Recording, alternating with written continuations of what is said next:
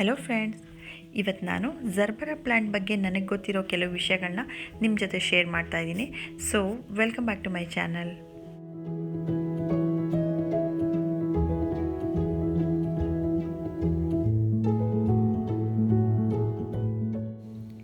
ಈ gerbera plant ಬಗ್ಗೆ ಒಂದು ವಿಡಿಯೋ ಮಾಡಿ ಅಂತ ನನಗೆ ಕಮೆಂಟ್ಸಲ್ಲಿ ತುಂಬ ದಿನದಿಂದ ಕೇಳ್ತಾಯಿದ್ರು. ಈ ಜರ್ಬರಾ ಕೂಡ ತುಂಬ ಸೆನ್ಸಿಟಿವ್ ಪ್ಲ್ಯಾಂಟ್. ನೀರಿನ ವಿಷಯದಲ್ಲಿ ತುಂಬ ಕೇರ್ಫುಲ್ ಆಗಿರಬೇಕು. ಈ ಜರ್ಬರಾ ಬೆಳೆದವರಿಗೆ ಅದ್ರ ಬಗ್ಗೆ ಚೆನ್ನಾಗಿ ಗೊತ್ತಿರುತ್ತೆ.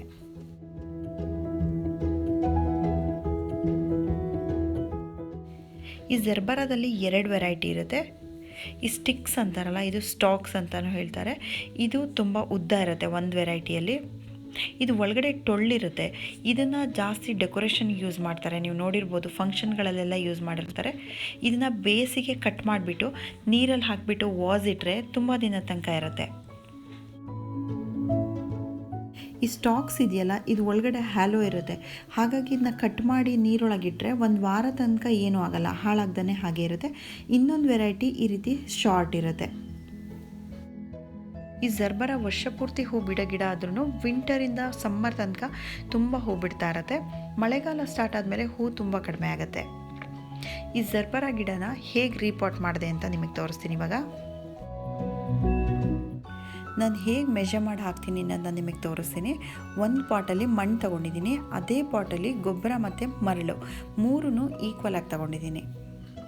ಇದು ದನದ ಗೊಬ್ಬರ, ಚೆನ್ನಾಗಿ ಡಿಕಂಪೋಸ್ ಆಗಿರೋವಂಥದ್ದು.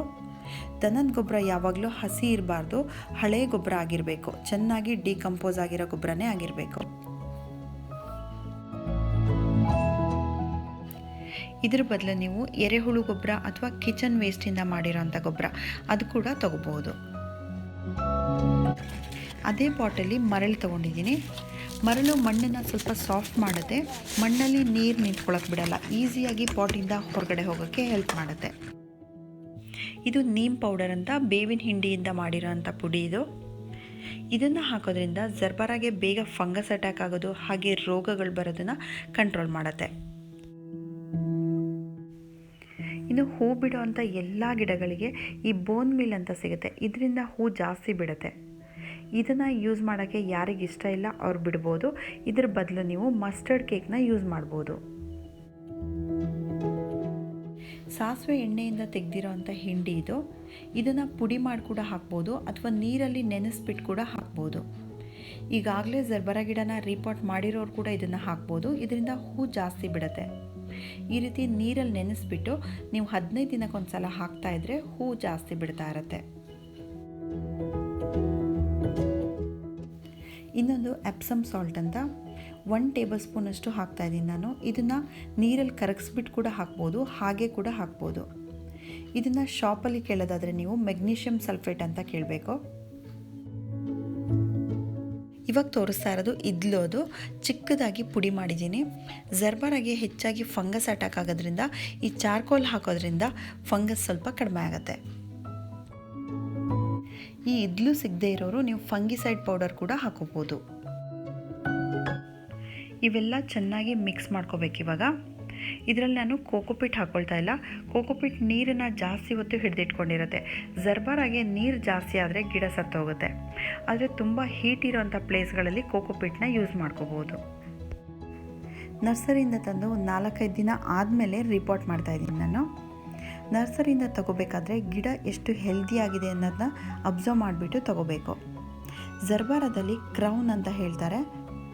ಆ ಬುಡ ಇರುತ್ತಲ್ಲ, ಇದನ್ನು ಕ್ರೌನ್ ಅಂತಾರೆ. ಆ ಕ್ರೌನ್ದಿಂದನೇ ಎಲ್ಲ ಎಲೆಗಳು ಹೊರಟಿರುತ್ತೆ. ಸ್ಟ್ರಾಬೆರಿಯಲ್ಲೂ ಇದೇ ರೀತಿ ಇರುತ್ತೆ, ಕ್ರೌನ್ ಅಂತ ಹೇಳ್ತಾರೆ. ಇದು ತುಂಬ ದಪ್ಪ ಇರಬೇಕು. ಇದನ್ನು ನೀವು ಚೆನ್ನಾಗಿ ಅಬ್ಸರ್ವ್ ಮಾಡಿಬಿಟ್ಟು ತಗೋಬೇಕು.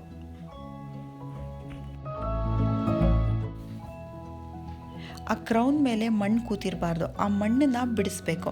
ಮಣ್ಣು ಅದರೊಳಗಿದ್ರೆ ನೀರು ಜಾಸ್ತಿ ನಿಂತುಬಿಟ್ಟು ಆ ಕ್ರೌನು ಕೊಳೆಯುತ್ತೆ. ಎಲೆಗಳೆಲ್ಲ ಫ್ರೆಶ್ ಆಗಿರಬೇಕು. ಯಾವುದಾದ್ರೂ ಡಿಸೀಸಸ್ ಇದೆಯಾ ಅಂತ ಚೆಕ್ ಮಾಡಿ ನೋಡಬೇಕು. ಎಲೆ ಹಿಂದೆ ನೋಡಿದರೆ ನಿಮ್ಗೆ ಗೊತ್ತಾಗುತ್ತೆ. 11 ಇಂಚಿದ್ದು ಸಿಮೆಂಟ್ ಪಾಟೆ ತೊಗೊಂಡಿದ್ದೀನಿ. ಈ ಜರ್ಬರಾಗೆ ಹೀಟ್ ಜಾಸ್ತಿ ಇದ್ದರೆ ಬೇಗ ಸಾಯಲ್ಲ ಅಂತ ನಾನು ಸಿಮೆಂಟ್ ಪಾಟ್ನೇ ತೊಗೊಂಡಿದ್ದೀನಿ. ಈ ಡ್ರೈನೇಜ್ ಹೋಲ್ ಕವರ್ ಮಾಡೋಕ್ಕೆ ಒಬ್ಬರೊಬ್ಬರು ಒಂದೊಂದು ರೀತಿ ಯೂಸ್ ಮಾಡ್ತಾರೆ. ನಾನು ಇದಕ್ಕೆ ಟೇಲ್ಸ್ದು ಪೀಸ್ನ ಇಟ್ಬಿಟ್ಟು ಅದರ ಮೇಲೆ ಈ ತರಕಾರಿ ಎಲ್ಲ ತೊಗೋಬೇಕಾದ್ರೆ ಈ ರೀತಿ ಕವರ್ ಕೊಡ್ತಾರಲ್ಲ, ಕಾಟನ್ದು ಕವರು, ಅದನ್ನು ನಾನು ಕಟ್ ಮಾಡಿಬಿಟ್ಟು ಇಡ್ತಾಯಿದ್ದೀನಿ. ಅದರಲ್ಲಿ ಸಣ್ಣ ಸಣ್ಣ ಹೋಲ್ ಇರೋದ್ರಿಂದ ನೀರು ಈಸಿಯಾಗಿ ಹೋಗುತ್ತೆ, ಮಣ್ಣು ಹೊರಗಡೆ ಹೋಗಲ್ಲ.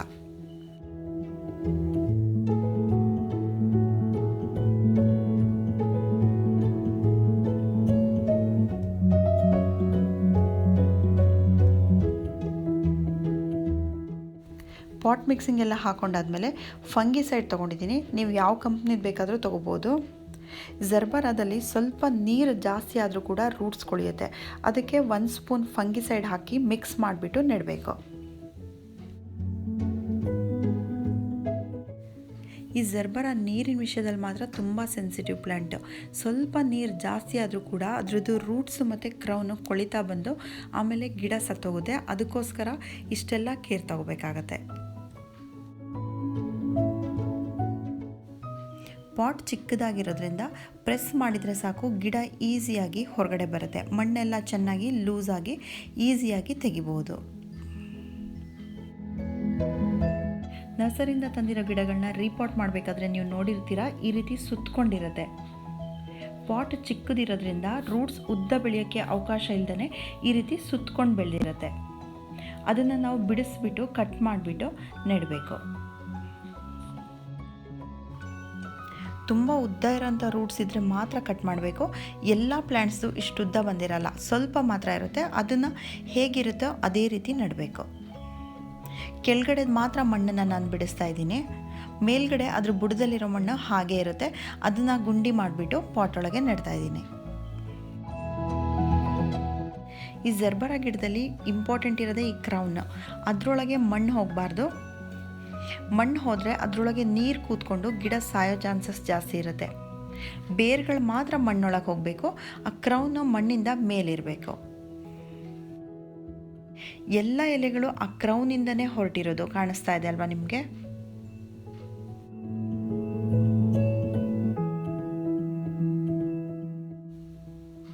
ಈ ಜರ್ಬರಾ ಕ್ರೌನಿಂದ ಕೆಳಗಡೆಗೆ ಮಾತ್ರ ಮಣ್ಣು ಹೋಗಬೇಕು.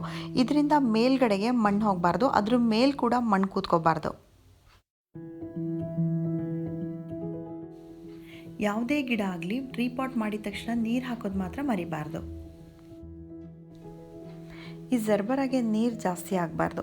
ನೀರು ಜಾಸ್ತಿ ಆದರೆ ರೂಟ್ಸ್ ಬೇಗ ಕೊಳೆಯುತ್ತೆ, ಆಮೇಲೆ ಗಿಡನೂ ಸತ್ತೋಗುತ್ತೆ. ನೀರು ಹಾಕಬೇಕಾದ್ರೆ ಒಂದು ವಿಷಯ ಮೈಂಡಲ್ಲಿ ಇಟ್ಕೋಬೇಕು, ಇದ್ರದ್ದು ಎಲೆಗಳಿಗೆ ನೀರು ಬೀಳಲೇಬಾರ್ದು. ಇದಕ್ಕೆ ಮಣ್ಣು ಯಾವಾಗಲೂ ಸ್ವಲ್ಪ ತೇವಾಂಶದಿಂದ ಕೂಡಿರಬೇಕು, ಆದರೆ ನೀರು ಜಾಸ್ತಿ ಆಗಬಾರ್ದು. ನೀವು ಕೈಯಲ್ಲಿ ಒಂದು ಸಲ ಮಣ್ಣನ್ನು ಪ್ರೆಸ್ ಮಾಡ್ಕೊಂಡು ನೋಡಿದರೆ ನಿಮಗೆ ಗೊತ್ತಾಗುತ್ತೆ. ತುಂಬ ಡ್ರೈ ಆಗಿದ್ರೆ ಮಾತ್ರ ನೀರು ಹಾಕಬೇಕು. ಈ ಪಾಟಲ್ಲಿ ಇನ್ನೂ ಒಂದು ಗಿಡ ಇತ್ತು, ಅದು ಫಂಗಸ್ ಆಗಿ ಕರ್ಗೆ ಈ ರೀತಿ ಸತ್ತೋಗಿದೆ. ಈ ಗಿಡದಲ್ಲಿ ಕ್ರೌನ್ ಸ್ವಲ್ಪ ಮೇಲ್ಗಡೆ ಇದೆ.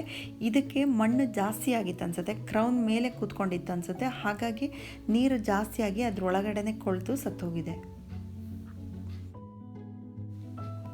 ಮಣ್ಣಿಂದ ಕ್ರೌನು ಇಷ್ಟು ಎತ್ತರದಲ್ಲಿದ್ದರೆ ನೀರು ಜಾಸ್ತಿ ಆದರೂ ಕೂಡ ಅವಾಗ ಬೇಗ ಫಂಗಸ್ ಅಟ್ಯಾಕ್ ಆಗಲ್ಲ. ವಿಂಟರಲ್ಲಿ ಸ್ವಲ್ಪ ಕಡಿಮೆನೇ ನೀರು ಹಾಕಬೇಕು, ಸಮ್ಮರಲ್ಲಿ ಮಾತ್ರ ಜಾಸ್ತಿ ಹಾಕಬೇಕು. ಒಂದೊಂದು ಸಲ ಫಂಗಸ್ ಅಟ್ಯಾಕ್ ಆಗಿದ್ರೂ ಕೂಡ ನಾವು ಗಿಡನ ಬದುಕಿಸ್ಕೋಬೋದು. ಗಿಡದಿಂದ 2 ಇಂಚು ದೂರಕ್ಕೆ ಫಂಗಿಸೈಡ್ ಪೌಡರ್ನ ಹಾಕಬೇಕು. ಈ ಜರ್ಬರಾಗೆ ನೀವು ಪಾಟ್ ತೊಗೊಳ್ಳೋದಾದರೆ ಅಗಲ ಬಾಯಿರೋ ಅಂಥ ಪಾಟ್ ತೊಗೊಂಡ್ರೆ ಒಳ್ಳೆಯದು. ಇದು ಒಂದು ಗಿಡದಿಂದ ಇನ್ನೊಂದು ಗಿಡ ಈ ರೀತಿ ಬೆಳೀತಾ ಹೋಗುತ್ತೆ. ಈ ಜರ್ಬರಾಗೆ ಸನ್ಲೈಟ್ ತುಂಬ ಇಂಪಾರ್ಟೆಂಟು. ತುಂಬ ಬಿಸಿಲಿದ್ರೆ ಮಾತ್ರ ಹೂ ಜಾಸ್ತಿ ಬಿಡುತ್ತೆ. ಇದರಲ್ಲಿ ಒಂದು ಮೊಗ್ಗು ಕಾಣಿಸ್ತಾ ಇರಬೇಕಲ್ಲ, ಮೊಗ್ಗೇನಾದರೂ ಎಲೆಗಳ ಮಧ್ಯೆ ಕವರ್ ಆಗಿದ್ರೆ ನೀವು ಆ ಸುತ್ತ ಇರೋ ಎಲೆಗಳನ್ನೆಲ್ಲ ಕಟ್ ಮಾಡಬೇಕು. ಮೊಗ್ಗಿಗೆ ಡೈರೆಕ್ಟಾಗಿ ಬಿಸಿಲು ಬೀಳೋ ಥರ ಮಾಡಬೇಕು.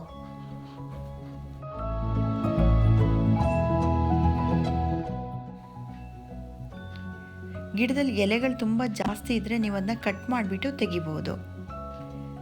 ಕೆಳಗಡೆ ಇರೋ ಎಲೆಗಳು ಪಾಟಲ್ಲಿರೋ ಮಣ್ಣಿಗೆ ಟಚ್ ಆಗ್ತಾ ಇದ್ದರೆ ನೀವು ಆ ಎಲೆಗಳನ್ನ ಕಟ್ ಮಾಡಿ ತೆಗಿಲೇಬೇಕಾಗತ್ತೆ. ಇಲ್ಲಾಂದರೆ ಅದಕ್ಕೆ ಫಂಗಸ್ ಆಗಿ ಇಡೀ ಗಿಡನೇ ಸಾಯೋ ಚಾನ್ಸಸ್ ಇರುತ್ತೆ. ಜರ್ಬರಾದಲ್ಲಿ ಇದೊಂದು ವಿಷಯ ನೀವು ನೆನ್ಪಿಟ್ಕೋಬೇಕು, ಎಲೆಗಳು ಮಣ್ಣಿಗೆ ಟಚ್ ಆಗಬಾರ್ದು, ಕ್ರೌನಿಂದ ಮೇಲ್ಗಡೆನೇ ಇರಬೇಕು.